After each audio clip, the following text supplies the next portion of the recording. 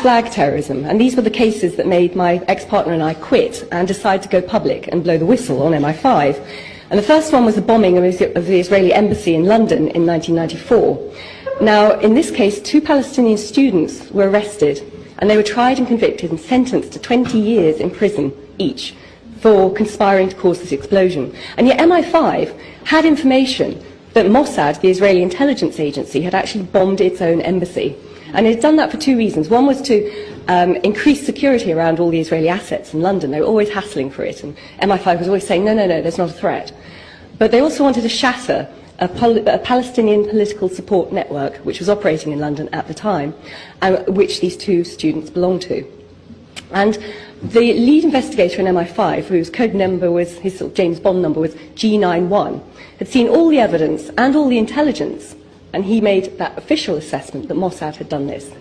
Now, I remember this vaguely. This is, we're talking 14 years ago. It's a long time but ago. But it was huge at the time. I mean, it was a huge worldwide story. Yeah, yeah.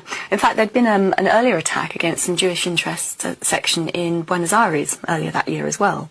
Similar sort of MO, modus operandi, with a car bomb driven and parked outside that exploded. So in 1994, a car bomb explodes outside the Israeli embassy in London. In London, yeah. Anyone hurt or killed? I don't remember. Very minor injuries, that was all. Okay. Nobody was killed.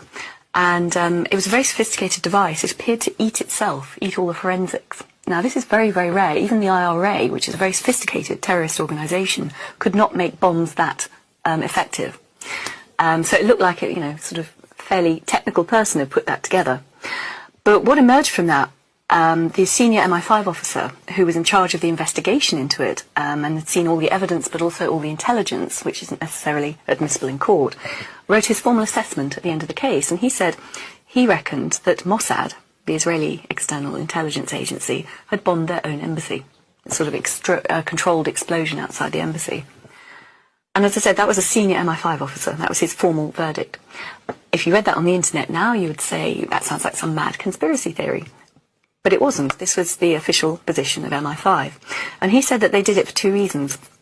One, they were always hassling MI5 for increased security around their embassy and other interests in London. Because, of course, London had a reputation of giving safe haven to Arab dissidents from around the world at that point.